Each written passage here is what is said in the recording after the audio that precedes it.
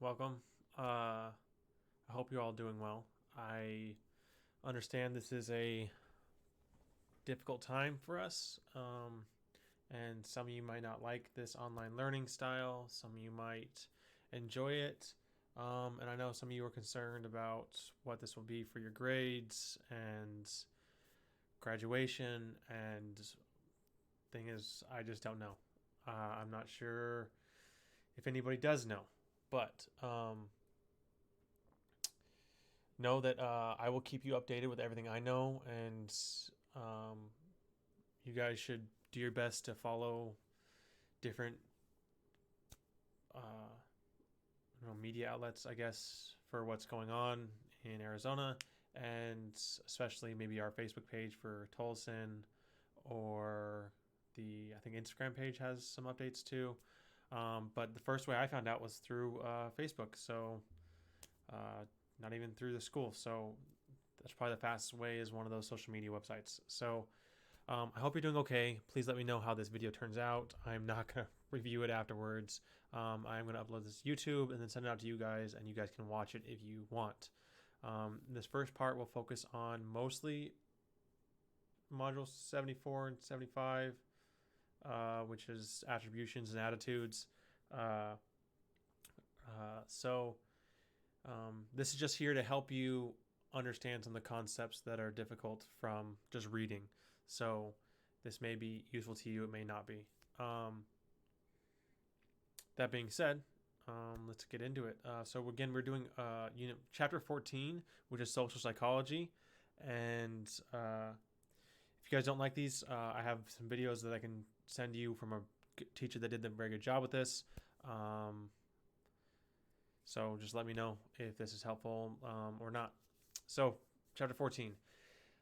Social psychology is literally the study of sociology. If you guys took psych with another teacher, Miss James, or the old football coach, you guys had a whole basically semester of sociology. I minored in sociology. It's just basically the study of humans and how we work together and relate, and how we affect our environment, and our environment affects us. So I'm not going to have the PowerPoint going. I'm just going to go through it this way because I prefer this way. If you guys want me to do the PowerPoint, I can do the PowerPoint. I don't know. So definition: it's a subfield of psychology that studies how we think about and influence and relate to one another. So it's not about thinking like cognition is. It's about how we think about and influence and relate to one another. Not quite the same. Which brings up the question: if our reality is based on how we think and how we think about others and how we affect others, if it's all about how we think, is our reality different than somebody else's? Is what we think different than somebody else's? Because we've already talked about this sensation unit, where we learned that all of you had different thresholds for sound, absolute threshold, and minimal difference threshold for sound differences, and for light differences, and for different tastes. So if all of those functions inside your body, all those biological processes are different, your thinking has to be different too, which just makes sociology different, makes it interesting to study, which is why I minored in it. So our focuses are large social forces such as groups, social roles, norms that influence us. And then we're going to try to explain why people act differently in the same situation, and why the same person might act different in different situations. So you guys can read the pictures as we go through. So chapter 14, main focus right now is attribution and attitudes. So how your attitude affects others and it affects your decisions, and how your attributions and how you attribute things to other people affects your decisions and your behavior. We're going to talk about prejudice and discrimination, and your interpersonal attractions between others, with others, and our actions towards others, meaning your social influences, group processes, aggression, and altruism. Altruism being doing something for the good of the people with no benefit to yourself, which is arguably doesn't exist, but we'll talk about that later. And we're going to apply social psych to prejudice and discrimination.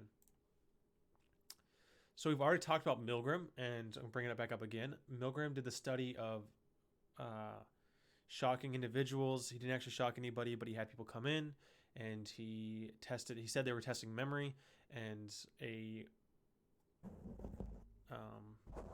educator would then administer a shock to a learner, and every time they made a mistake on repeating a word or a sentence or whatever the person said, there are YouTube videos, which I'm not going to pull up, otherwise my video might be copyrighted and get taken down, so I'm not going to pull up videos during this.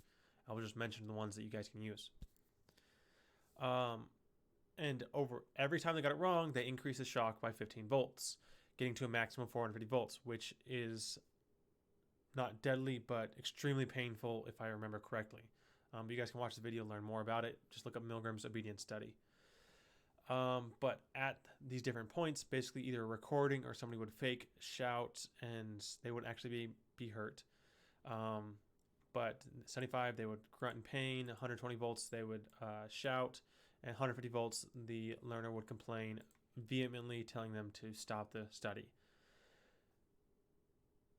Through that study, we learned that how many people will actually apply the maximum voltage that makes it sound like the person's dying. 26 of 40 men, meaning 65%, administered the maximum 450 volts. The same result was obtained with women. If not ordered to, though, most subjects stopped at the 75 volts. So if we go back, most subjects stopped here if the observer, the person administering the study, was sitting in the room with them. If the observer did not tell them to stop, or did not, So if the observer or the person doing the study said, "Hey, you need to keep going," they would keep going. But if the observer did not say that, the educator did not say that, you had to keep going, they would stop because they were not socially pressured into this, which came from the World War II, where we had to discuss, and we've discussed multiple times in class, who's at fault? The person giving the orders or the soldier carrying out the orders when we talk about war crimes and stuff like that. So it was thought at the time that it was just Germans and they were bad people, and that it was just the situation that they were in, and that they were all bad. But we found that most people, when ordered to do something, will do it because of social pressures. And that's what sociology is about, studying these social pressures and how it changes who we are and what we do. Which the conclusion basically is, we often act out of obedience and not because we're horrible people, which is what people thought would happen. People thought that the Germans were just horrible people, but it's not true. It's just the fact that we do what we're told. We are sheep. What variables were observed in the study? Reduction in the prestige or presence of the authority figure. So if there was no authority figure, it changed the outcome, meaning the person doing the study wasn't in there telling what to do. If you close the physical gap between the subject and the learner, so the person doing the shocking is the subject, there was no actual learner in the study, that person was faked or recorded. So if you got them closer to the other person, meaning you just put a wall in between them, where you can hear them yelling, or if you made them farther away and you made it sound like it's coming through a speaker, that changed how often they shocked. And I think you understand the difference. If you're right next to the person, you can hear them shouting, then you are less likely to shock them. The experimenter does not assume responsibility, meaning the person giving the experiment says, "This is not on me, this is you." That changes the outcome, and then the increments of voltage are not as gradual. So if you make bigger voltage jumps instead of 15, it changes how people do it. People are less likely to go up to the highest if you make the jumps bigger, because it looks like a bigger number. They think it's going to hurt a lot more. So if you make it 15, people are more likely to jump up and shock up to the 450. I hope this sounds good. Only 9 minutes. I'm trying to get this about 20 minutes. So which brings us to attribution, one of the first quizzes you guys will have to take. Definition of attribution. Attribution is my definition is how you define what others are doing. What is the cause of what they're doing? So it's the inferences, the way you're thinking in your head that you draw about the causes of events or others' behaviors or your own behavior.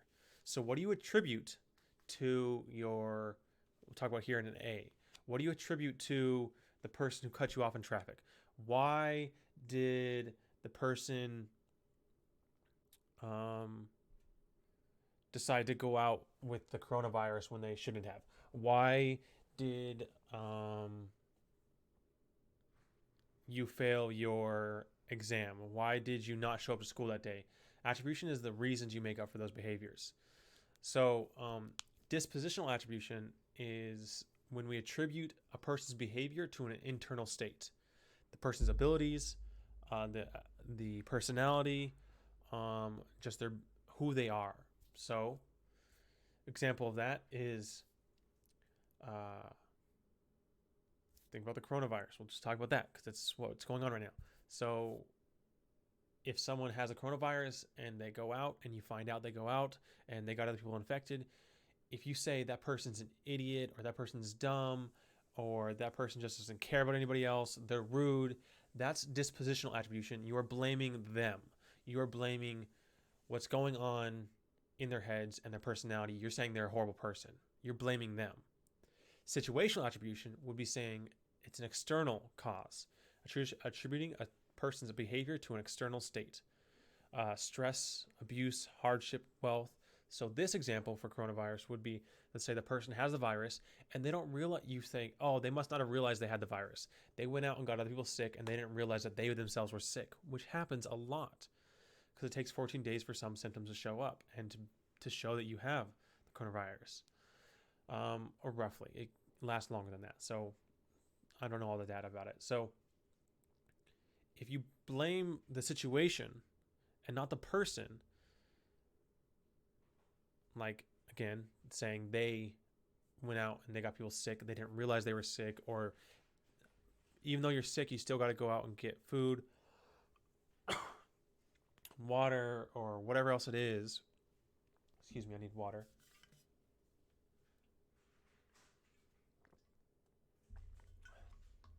Talking about the virus, I'm coughing. Throat's just dry, I think. If you attribute it to that, then you are using situational attribution, which is a lot healthier way to think, usually. But the reality is we often pick one of these, and it harms our thoughts, and it harms others more often. So this little thing right here says, so if it's good, it's Mr. Coffee. If it's bad, it's me. So it's saying that whoever made the coffee, let's say the woman made the coffee, and because she has the coffee in her hand. I don't know. I see her talking maybe. So she's saying that we blame the husband's blaming the coffee if it's really good. Oh man, this is great coffee. I love this coffee. Mr. Coffee's great. It's a brand. But if it's bad, then the husband blames the wife. You blame the wife because it's bad. So depending on our state and depending on what the reason is, what we're attributing the cause to, we'll attribute it to dispositional or the person's abilities, the wife, blame them if it's bad, or we'll blame the coffee if it's good. And so we have this disconnect between why something is good or why something is bad. And you guys do this with your test grades. You might blame the test. We'll talk about this right now. Actually, let's do this right now. So just think about this. You just got an A on a test. What is the example of situational attribution for this? If you get an A on a test, what's your example of situational attribution? Think about it. Then what is an example of dispositional attribution? I'll give you a second to think. Pause the video if you need to.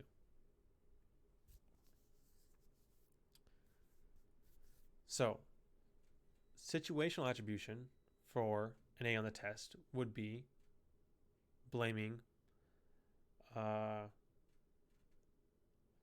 I didn't study last. Oh, sorry, my computer turned off. I wasn't able to study because of the virus, or we were out and I couldn't see Mr. Bright's PowerPoints, or I didn't have the internet. Those are situational attributions. An example of dispositional attribution is saying I got an A in the test because I'm a genius, because I'm smart. So we've talked about this before. It's sort of related to internal and external locus of control, and now we're just relating it to talking about other people. Um, so that's why this is now also in sociology, and it'll make more sense in a second. I meant to cover this up, but here, I'll just move it out of the way. So there's some other things that go with attribution theory. The function, people like to explain and understand behaviors and events that impact their lives. So there's this thing called the just world hypothesis, where we come up with explanations that fit this just world, that this world fits our view. We come up with reasons to fit our world, that in a just world, this must happen. This is happening because that's justice. That's people, like kind of like karma. People blame things that they want people it to fit their lives and their opinions about the way the world should work, and that's the just world hypothesis. Attributions are made when an event is unusual and personal. So when do you attribute things to other people? When do you use attributions? Well, when the event is unusual or personal. When something happens to you, you come up with a reason for it, basically. Or if it's unusual, like, I don't know why that happened. I'll call them back. So it's unusual, it's personal. Those are when you use attributional theory. And it'll make more sense here in a second.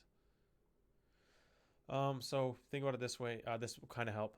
So Ira smiles a lot on Monday, Wednesday, and Friday afternoons. So there's consistency, distinctiveness, and consensus. So Ira always smiles on Mondays, Wednesdays, Fridays, afternoons. So that's the same, no matter what you think, what you're attributing it to, dispositional or situational. Ira only smiles after his Monday, Wednesday, and Friday exercise class. So you think, oh, this is coming after his class. That's when he's smiling. And then you think, oh, exercise must make that person happy. So that's an external attribution. So that's the order of thinking that's happening in someone's head. It must be that exercise makes this person happy, but thinking that takes time. So what people usually just do, because it's a lot easier to do, is they just blame the person.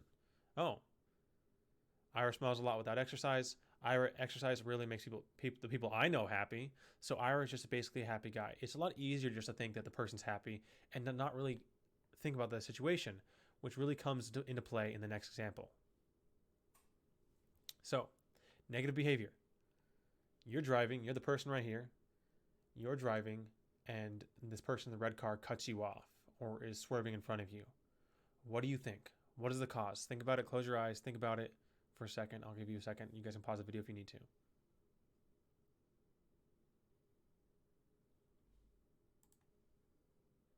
So, negative behavior, he cuts you off. There are two ways you could have thought about this. Most likely, you did the one on the bottom. Dispositional attribution. You blame the driver. Oh, that person's a crazy driver. They're a horrible driver. They don't know what they're doing. Get stupid people off the road. And then what do you do in response? You speed up. You race past the other driver. You craning. You give them a dirty look. You flip them off. You tailgate them. That is dispositional and usually leads to an unfavorable reaction. So same with the smiling example. Usually we blame people for what they're doing. We'll not go out of our way. We'll stay in our lane and basically blame the person. We rarely think this. Maybe that driver's ill. Maybe they didn't see me. It was just an accident. They probably didn't mean to. Maybe they're rushing to the hospital to see their loved one, or their baby was just born. We rarely do that because that thought takes process, and it takes a little bit of thinking. Takes us time to slow down and say, you know what, not that big of a deal. Nobody's hurt. We're fine. They need to get over in the right lane, and there wasn't a lot of room. Traffic's busy right now. I understand. Rarely do that because it takes thought and it takes effort. What we usually do is this one right here, and I do it too sometimes. But the difference is how you respond. The reason it's important to understand what you're doing and to think about this when you're driving is how you respond next could change the outcome of your behavior and change your life. You could speed up and then tailgate that person and they hit their brakes, you get an accident, and your disposition caused the accident, not the person cutting you off. Now, it could have, and you didn't have time to slow down, but if there was a chance for you to slow down and you tailgated them and you caused the accident, it is now your fault. Plus, you're behind the driver, definitely your fault. So, um, using situational attribution, not getting so aggressive about it, not blaming the driver, usually leads to a better outcome in the future. That's an attribution example. Going a little bit long, so I want to get into either closing this video down, or just finishing a little bit more. We'll see. We got to finish this. So there's a few types of errors, which we always make, and what I was just talking about is this one. And this is my favorite one. I use it all the time in conversation. Back. The fundamental attribution error, or FAE, I never seen it that way, but the fundamental attribution error, this one's really important. Observer's bias, meaning you or me, the bias in favor of internal attributions or in explaining others' behaviors instead of external. So basically, you're going to blame the driver for being an idiot more likely than you will blame the driver for them being sick, or just being an accident, or the fact that it's a busy highway and it's a busy day and traffic's really heavy. You're going to blame the driver. We almost always blame the internal thoughts and behaviors of the person, meaning dispositional, as opposed to blaming the situational. It's a lot better and a lot safer to blame the situational, because usually the situational one is what's true. In maybe not the driving one, but so someone else drops out of college because they couldn't handle the pressure of workload. That you're blaming their internal. You're blaming them. You may ignore the fact that tuition just went up and their family can't afford it. So we usually blame other people for their faults instead of blaming the situation for it, because blaming the situation requires us to think sympathetically and empathetically, and we're not very good at that. This happens a lot in relationships. We'll blame the other person for what happened instead of blaming the situation. Oh, you didn't do the dishes because you're lazy.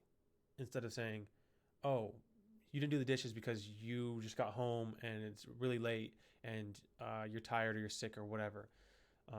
And the problem is, if you do this too much, this fundamental attribution error, you blame the person too much.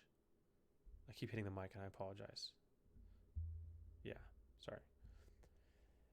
If you blame the person too much, you're going to end up causing a disconnect in your relationship, and you're going to create animosity. So think about the reasons why something might have happened instead of just blaming the person every time. Defensive attribution, a tendency to blame the victim for their misfortune so that one feels like less likely to be victimized in a similar way. This is the just world hypothesis. Basically, oh, it's that person's fault. That happened to them because they're a bad person. That person got sick because they weren't smart and they didn't stay in their house. So you blame the person instead of, basically it makes, you want to make up a reason for why the world works the way it is. You have to make up a reason that makes sense to you and makes it, the world, okay. It makes it function right. And everybody has this. Everybody has their own little just world hypothesis going on for why they think something happens. Usually we're blaming the other people when it comes to them, and for when it comes to us, we blame the situation. Oh, I forgot to talk about this. I cut off the driver because there was no room for me to get in. I had to get in somewhere. Or I had to get over to the exit of the highway, and I just had to get over, so I had to cut them off, and I'm really sorry about that. So you blame the situation when it's you, but you blame the other person, the disposition, when it's the other person. So we're not very consistent in our behavior, which is the just world hypothesis, part of it anyways. Self-serving bias is what I just talked about. The tendency to attribute one's success to dispositional factors and one's failures to situational factors. Basically, when you're successful, you blame yourself. You're awesome. You're amazing.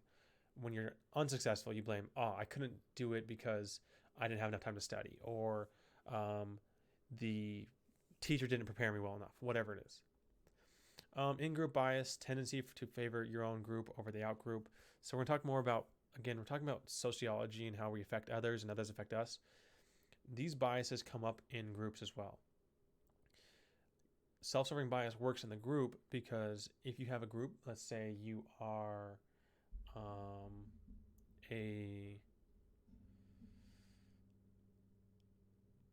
don't want to use something inappropriate.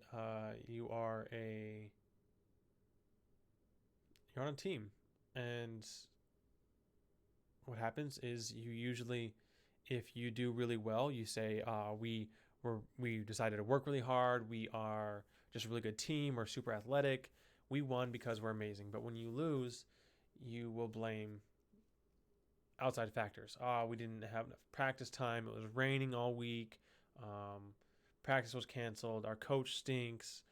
You blame other things that are not part of your group, that aren't your fault. You'll say it's not your fault, basically. Then you can read that. And then we get an attitude, and we'll talk about attitude in the next video. It's already 25 minutes long. I apologize for going so long. Thank you guys for watching. Again, this should help you out with one of your first quizzes. I'll do another few today and get them up. Thank you.